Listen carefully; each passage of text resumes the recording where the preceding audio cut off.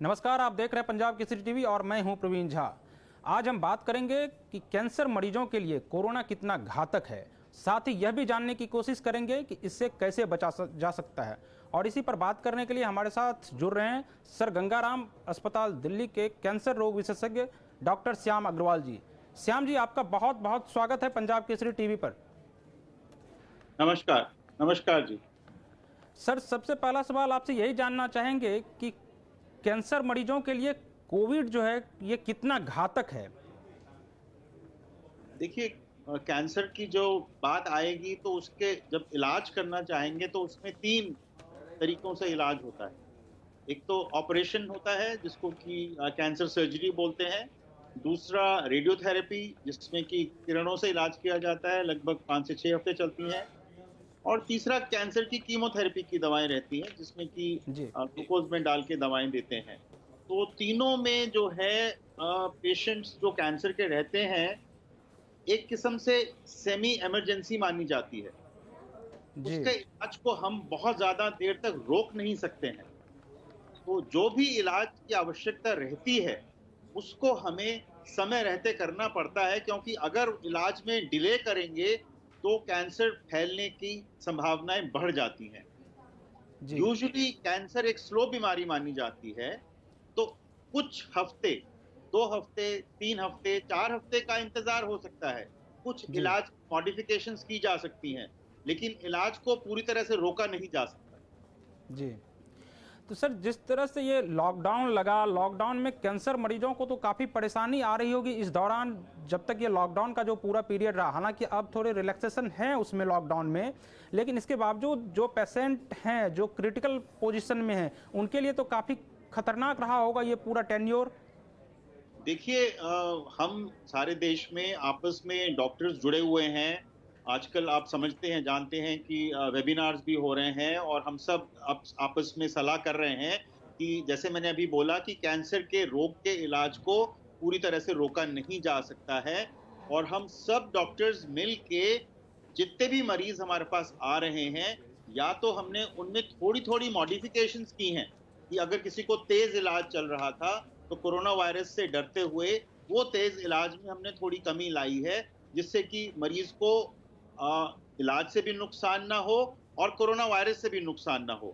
लेकिन हमने सबके इलाजों को जारी रखा है और मरीज़ों को सुविधा देने की कोशिश संपूर्ण तरीके से की है।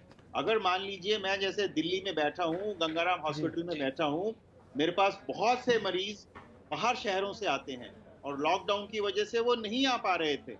तो हमने उनको एनकरेज किया है कि वहीं पे, चाहे वो बरेली में है, चाहे वो जम्मू में है, चाहे वो जी कश्मीर में है, या दूसरे शहरों से जो आ रहे हैं, उनके डॉक्टर्स के साथ हमने सलाह करके, फ़ोन पे बात करके, वीडियो कंसल्टेशन करके, उनको वही इलाज जो कीमोथेरेपी का है, उनको दिलाने की हमने संपूर्ण कोशिश की है, ताकि उनके इलाज में बाधा कम से कम आए। जी, आपने प्रयास तो सही किया, ये चाहे वो ऑनलाइन माध्यम हो यानी वीडियो कॉन्फ्रेंसिंग के माध्यम से हो। लेकिन क्या आपको नहीं लगता है कि एक मरीज का जो डॉक्टर से डायरेक्ट संपर्क होता है, उस स्थिति में डॉक्टर ज़्यादा बेहतर जान पाते हैं अपने मरीजों को कि उनको किस तरह की परेशानियां हैं और उसका इसका उपचार कैसे किया जाए। तो आपको नहीं लगता कि ये जो परेशानी है वो थोड़ी सी बड़ी थी, यानी ऑनलाइन करने के दौरान। आप जो है वो बात बिल्कुल ठीक कह रहे हैं, लेकिन ऐसे लॉकडाउन में एक तो फिज़िकली संभव ही नहीं था मरीज़ के लिए बाहर शहर से दिल्ली आके इलाज करा पाना। तो जी उसको मद्देनज़र रखते हुए जब आप आ ही नहीं सकते हैं, तो नेक्स्ट बेस्ट तो यही है कि उनके लोकल डॉक्टर से संपर्क किया जाए और उनसे बात को समझा जाए और उनको एडवाइस किया जाए और उनको गाइड किया जाए। तो वही हम लोगों ने किया भी। जो लोग हमारे पास आ सकते थे, उनका हमने इलाज दिल्ली के अंदर गंगाराम हॉस्पिटल में या दूसरे हॉस्पिटल में करने की पूरी कोशिश करी है। कैंसर के रोग के लिए इलाज को बंद नहीं किया गया है, ये बिल्कुल जी क्लियर बात है। वो चाहे ऑल इंडिया इंस्टीट्यूट है, चाहे दूसरे हॉस्पिटल्स हैं, सरकारी हॉस्पिटल्स हैं या गैर सरकारी हॉस्पिटल्स हैं, कैंसर का इलाज मुकम्मल मोटे-मोटे तौर पे जारी है। जी। अच्छा, जो जिनके पास ये सुविधा मौजूद है कि वो ऑनलाइन जुड़ सकते हैं या नहीं जुड़ सकते हैं, लेकिन जो नहीं जुड़ सकते हैं उनको किस तरह की प्रिकॉशन की जरूरत है, खासकर ऐसे वक्त में जब वो डॉक्टर से डायरेक्ट संपर्क में नहीं आ सकते हैं? नहीं, तो उनके लिए बेसिकली जो जैसे हम कह रहे हैं कि आप एक लोकल नर्सिंग होम में चाहे आप दिल्ली में ही हो, अगर आप गंगाराम हॉस्पिटल नहीं आ सकते तो वहां पे अपने नियर बाई नर्सिंग होम में जाके डॉक्टर से संपर्क करें और उस डॉक्टर को अपनी प्रॉब्लम बताएं और वो डॉक्टर हमारे से डायरेक्ट कांटेक्ट करे और हम ये बात समझ के उसका उचित इलाज करें, चाहे वो दिल्ली में है चाहे वो दिल्ली से बाहर हैं। एक लोकल डॉक्टर को तो बीच में हमें सीरियस रोग के इलाज के लिए लाना ही पड़ेगा। समटाइम्स ये बिल्कुल संभव नहीं होता, जो सीरियस मरीज हैं, कि डॉक्टर जो है बिना देखे मरीज को सही इलाज बता सके। तो बीच में एक जो लोकल डॉक्टर है, लोकल फिजिशियन है, जनरल फिजिशियन है या जनरल सर्जन है, उसको हमें पिक्चर में लाना ही पड़ेगा ताकि मरीज का जो है करेक्ट इलाज हो सके। ये ऑनलाइन के चक्कर में गलत इलाज नहीं होना चाहिए। गलत इलाज जी। होगा तो वो जिम्मेवारी भी हमारे ऊपर आएगी, तो वो हम नहीं कर सकते हैं। जहां तक हमें बात समझ में आती है उतना हम वीडियो कंसल्टेशन से उनको सजेशन देते हैं। जब हमें लगता है कि ये पेशेंट ज्यादा सीरियस है और इसको एक लोकल डॉक्टर की एक संपर्क में आना चाहिए, तो अकॉर्डिंगली उसकी औचित्य को देखते हुए हम पेशेंट को एडवाइस करते हैं, गाइड करते हैं कि नहीं, अब इसके बियॉन्ड आपको नहीं बता पाएंगे, आप प्लीज हमें लोकल डॉक्टर से बात कराएं, हम आपकी परेशानी को समझें और लोकल डॉक्टर को एडवाइस करें, क्योंकि एडमिनिस्टर करने वाला तो फिर लोकल डॉक्टर हो जाएगा ना, तो जी। लोकल डॉक्टर की भी जिम्मेवारी आ जाती है। अच्छा, ऐसे वक्त में आप जो मरीज हैं उनको किस तरह के आहार लेने की ज़रूरत है? यानी कि अगर उसको ज़्यादा किसी के अंदर बहुत ज़्यादा क्रिटिकल पोजीशन नहीं है लेकिन वो डॉक्टर से भी नहीं दिखला पा रहे हैं, तो क्या उनको किस तरह की आहार लेने की ज़रूरत है जिससे कि उनको बहुत ज़्यादा और प्रॉब्लम क्रिएट ना हो? नहीं, देखिए, तो ये जैसे हम कह रहे हैं कि बाय एंड लार्ज जो कैंसर्स होते हैं, सॉलिड कैंसर, चाहे वो ब्रेस्ट कैंसर हैं या लंग कैंसर हैं या गॉल ब्लैडर के, पैनक्रियास के जो कैंसर्स रहते हैं, ये स्लो कैंसर्स माने जाते हैं। और जी। आप सब लोग, हम लोग जानते हैं कि कैंसर की वजह से खुराक में कमी आती है, उनको भूख नहीं लगती है, उनको कमजोरी लगती है, तो हम उनको एनकरेज करते हैं कि आप हाई प्रोटीन डाइट और एक बैलेंस्ड डाइट लें, जिसमें कि मिल्क या मिल्क प्रोडक्ट्स हैं, अच्छे बैलेंस्ड फूड है जिसमें कि फ्रूट्स हैं, और अगर वो नॉन वेजिटेरियन फूड लेते हैं तो उसको एग्स वगैरह को भी हम लोग एनकरेज करते हैं। जैसे हमारे नॉर्मल जो रिकमेंडेशंस होती हैं उसमें विटामिन की भी रिकमेंडेशन आती है, जिसमें कि कैल्शियम है, विटामिन बी कॉम्प्लेक्स है, आयरन है, या और इस तरह के जो सिरप्स रहते हैं, या प्रोटीन सप्लीमेंट्स होते हैं जिसमें कि प्रोटीन एक्स है, हॉर्लिक्स है या बूस्ट वगैरह हैं। तो और दूसरा, अगर वो संभव है उनके लिए, तो एक उनको योगा या प्रॉपर थोड़ा व्यायाम भी करना चाहिए, जिसमें कि उनको एक सारा दिन वो लेटे ही ना रहें, जिससे कि उनको भूख ना लगे और उनको एक डाइजेशन नहीं हो। तो एक नॉर्मल जी। आदमी के लिए जो एक रिकमेंडेशन होती है, वो एक कैंसर के रोगी के लिए भी रहती है। उनको बेसिकली जो प्रोटीन कंपोनेंट है और एक बैलेंस डाइट है, उसकी आवश्यकता ज्यादा होती है। अच्छा, जिस तरह से ये देखा जा रहा है कि कोरोना काल में लोगों को ये कहा जा रहा है कि आप विटामिन सी की मात्रा ज़्यादा लीजिए, तो क्या कहीं कैंसर मरीजों के लिए ये खतरनाक तो नहीं हो सकता है? नहीं नहीं, कैंसर के लिए विटामिन सी और विटामिन डी दोनों जी। को ही लाभदायक माना गया है, तो उसमें जी। कोई विरोधाभास नहीं है कि कोरोना वायरस को वो देना चाहिए और वो कैंसर में नुकसान करेगा, तो ऐसा जी। नहीं है। लेकिन बात सिर्फ इतनी आ गई है, लॉकडाउन की वजह से या कोरोना वायरस की डर की वजह से इलाज में रुकावट या देरी जो आ रही है, उससे ये समस्याएं थोड़ी ज्यादा बढ़ रही हैं। क्योंकि अब कुछ हॉस्पिटल्स में जैसे कोरोना वायरस को मरीजों को ही उनको देखा जा रहा है। अब जैसे जी। मौलाना आजाद हॉस्पिटल है या एलएनजेपी हॉस्पिटल है दिल्ली के अंदर, उसको पूरा ही कोरोना वायरस अस्पताल का डेजिग्नेशन दे दिया गया है। तो वहाँ के जो कैंसर के रोगी हैं, वो बेचारे सफर कर रहे हैं, वो दूसरे हॉस्पिटल्स में जा रहे हैं अपना इलाज कराने। तो इस तरह से जो सब, जैसे दिल्ली स्टेट कैंसर इंस्टीट्यूट था, तो वहाँ पे कोरोना वायरस के फैलने की वजह से लगभग 15 दिन के लिए अस्पताल को ही बंद कर देना पड़ा। तो वहाँ के जो इतने सारे जो रोगी थे जो कि कैंसर के इलाज करवा रहे थे, उनको बेचारों को दूसरे हॉस्पिटल में जाके अपना इलाज करवाना पड़ा। तो ये समस्याएं जो हैं कोरोना वायरस की वजह से पैदा हो रही हैं, जिससे कि कैंसर के रोगी सफर कर रहे हैं। जी। सर एक बात जानना चाहेंगे आपसे कि आम लोगों को ये कैसे पता चलेगा कि उनके अंदर किस तरह का सिम्टम डेवलप हो रहा है जिससे ये पता चले कि इसमें कैंसर होने की संभावना कुछ बढ़ जाती है। तो किस सिम्टम से आम लोगों को पता चले, क्योंकि बहुत कंडीशन में ये देखा जाता है कि फर्स्ट स्टेज सेकेंड स्टेज होने के बाद थर्ड स्टेज में जाकर पता चलता है और तब वो हॉस्पिटल में भर्ती होते हैं। तो आम लोगों के लिए आप क्या एक सुझाव देना चाहेंगे? जी, तो एक बात तो हमको ये समझना है कि कैंसर एक बीमारी नहीं है। कैंसर शरीर के किसी भी हिस्से में हो सकता है, फ्रॉम हेड टू टो। तो हर एक जगह का जो कैंसर होगा, अगर ओरल कैविटी का होगा तो उसके लक्षण अलग होंगे, फूड पाइप में होगा तो उसके लक्षण अलग होंगे, ब्रेस्ट में होगा लेडीज में तो ब्रेस्ट कैंसर के लक्षण अलग होंगे। तो हर एक जो कैंसर की टाइप है उसके लक्षण अलग अलग होते हैं।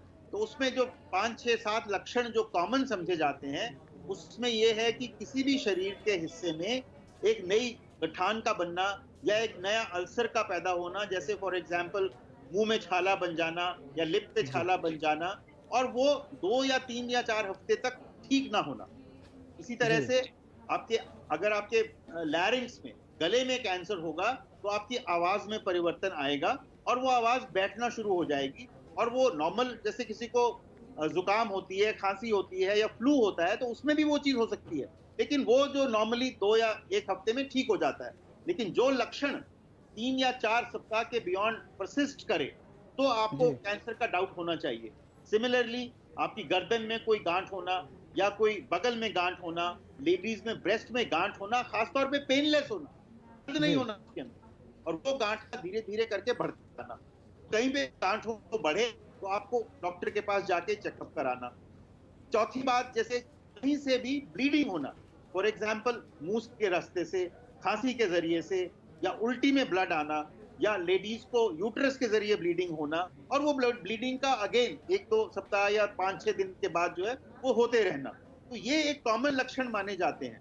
अगर किसी इंसान को भूख ना लगे, बुखार हो, जी। आपका वजन कम हो रहा है 3 से 4 सप्ताह तक, तो ये हमें सचेत कर देना चाहिए उसको कि ये पेशेंट को कैंसर की संभावना हो सकती है, जिसके लिए कि उसको आगे जाके इलाज करवाना चाहिए और जांच करवानी चाहिए, जिसमें कि कैंसर की कंफर्मेशन की जाए। जी। तो सर आप, हेलो सर, आप जुड़े हुए हैं? हाँ, या बोलिए। सर ये जानना चाहेंगे कि क्या आप ये कहना चाह रहे हैं कि जो फर्स्ट स्टेज या सेकंड स्टेज है तो उसमें अगर जो आम लोग हैं वो अगर पहले पहुंच जाते हैं डॉक्टर के पास तो इसके क्योर होने की संभावनाएं बढ़ जाती हैं? बिल्कुल, बिल्कुल। तो वो आप बिल्कुल ठीक कह रहे हैं कि कैंसर में तो ये एक क्लियर कट लोग जानते हैं, सब लोग दुनिया में, कि फर्स्ट और सेकंड स्टेज में अगर कैंसर का डायग्नोसिस हो जाए तो उसकी परमानेंटली क्योर होने की संभावनाएं 90% से भी ऊपर की रेंज में चली जाती हैं। जैसे ही स्टेज 3 या स्टेज 4 में कैंसर आ जाते हैं तो उसमें फिर उस बीमारी को हम लोग शायद जड़ से नहीं निकाल पाते हैं, लेकिन आज हमारे पास जो तरीके आ गए हैं कैंसर के इलाज में, कैंसर को हम एक क्रॉनिक डिजीज माने, जैसे शुगर या बीपी की तरह लंबा उनका इलाज चलता है, और उसको जी। एक क्रॉनिक डिजीज में कन्वर्ट होने में हम काफी हद तक कामयाब हुए हैं। जैसे कि फॉर एग्जांपल ब्रेस्ट कैंसर महिलाओं में अगर स्टेज 4 में अगर डायग्नोसिस हो जाए तो कुछ कैंसर ऐसे हैं जो कि मरीज 5 साल, 10 साल, 15 साल से भी ज्यादा तक चल सकते हैं। इसी जी। तरह से लंग कैंसर में, और कोई भी आप कैंसर का नाम लें, किडनी कैंसर का नाम लें या किसी भी कैंसर का नाम लें, इतनी रिसर्च आ गई है जिसमें कि हम बोलते हैं कि पहले हम कैंसर की कीमोथेरेपी बोलते थे, तो जो जी। कि मुश्किल इलाज माना जाता था, लेकिन अब कीमोथेरेपी के अलावा 2 पद्धतियां और आ गई हैं, जैसे टारगेटेड थेरेपी बोलते हैं, जिसमें जी। कि कुछ गोलियां या कुछ दवाएं दी जाती हैं जिससे कि पेशेंट को साइड इफेक्ट्स भी नहीं होते हैं और कैंसर को रोकने में कामयाबी मिलती है। तीसरी जी। जो विधि अभी जो कुछ 1 या 2 साल पहले आई है वो इम्यूनोथेरेपी बोली जाती है, तो उसमें जी। भी मरीज को साइड इफेक्ट्स नहीं होते हैं और वो बहुत सारे कैंसर्स में कामयाब है, जैसे किडनी कैंसर है, लंग कैंसर है, ब्रेस्ट कैंसर है, और भी बहुत सारे कैंसर्स में इम्यूनोथेरेपी कामयाब पाई जा रही है। तो कैंसर एक, या तो हम उसको क्योर कर पाते हैं जैसे आपने बोला अर्ली स्टेज में, अगर एडवांस स्टेज में भी पकड़ा जा रहा है तो भी जी। हम उसके लिए होप देते हैं। उसके अंदर हम उसको कीमोथेरेपी, टारगेटेड थेरेपी, इम्यूनोथेरेपी के जरिए कंट्रोल कर पाने में आज की डेट में सक्सेसफुल हैं। तो हमें बहुत ज्यादा कैंसर से डरना नहीं है। सर मैं ये जानना चाहूँगा और दर्शक भी ये जानना चाह रहे हैं कि इसमें सबसे बेहतर कौन सा थेरेपी है जिससे कि क्योर माना जा सके? क्योर की जो संभावना है वो तो ऑपरेशन और उसके बाद रेडिएशन और फिर अगर जी। जरूरत है तो कीमोथेरेपी। तो अर्ली स्टेज में जो इलाज होते हैं वो सर्जरी और रेडिएशन के अराउंड, ऑपरेशन और रेडिएशन के अराउंड रिवॉल्व करते हैं। कीमोथेरेपी जी। का भी उसमें रोल होता है। लेकिन अगर एडवांस स्टेज होती है, अगर आप किसी मरीज का कैंसर लंग्स में या बोन्स में या लिवर में फैल गया है, तो हर एक जी। हिस्से का ऑपरेशन नहीं हो सकता। फिर तो दवाई जी। से ही इलाज हो सकता है जिससे कि हम कैंसर को लंबे टाइम तक कंट्रोल में रख पाए। जी सर, आखिरी सवाल आपसे है कि जो लोग अभी इस लॉकडाउन के पीरियड में जिनके पास या जो कैंसर के मरीज हैं, अगर वो डॉक्टर के संपर्क में नहीं आ सकते हैं तो किस तरह से वो खुद अपना इलाज करें, किस तरह से प्रिकॉशन बरते कि वो कम से कम अभी बहुत ज़्यादा क्रिटिकल पोजीशन में ना पहुँचें? नहीं, ऐसे ऐसे एक जनरल एक नई बात बोली जा सकती। अगर किसी जी। पेशेंट की कैंसर लिवर में या बोन्स में या जगह जगह फैल गई है और उससे जी। उसको तकलीफ हो रही है, तो उसको डॉक्टर के पास जाके इलाज करवाना ही होगा और कम से कम जिसमें कि साइड इफेक्ट हो वो इलाज हमको बताना ही पड़ेगा। ऐसे हम जी। नहीं कह सकते हैं कि आप जो है एक ऐसा दवाई ले लें सब लोग 1 महीना के लिए जिससे कि आपका कैंसर रुक जाए। नहीं, जी, जी। ऐसा संभव नहीं है। जी सर, आपका बहुत बहुत धन्यवाद सर, आपने समय दिया। तो धन्यवाद। ये थे सर गंगाराम अस्पताल के कैंसर रोग विशेषज्ञ श्याम अग्रवाल जी, जिनका कहना था कि अगर आप फर्स्ट स्टेज या सेकेंड स्टेज के स्थिति में अगर आप डॉक्टर से संपर्क में आ जाते हैं तो कैंसर मरीजों के ठीक होने की संभावनाएं काफ़ी बढ़ जाती हैं। तो इसलिए आप घबराएं नहीं और समय पर ही अस्पताल पहुंच जाएं। धन्यवाद।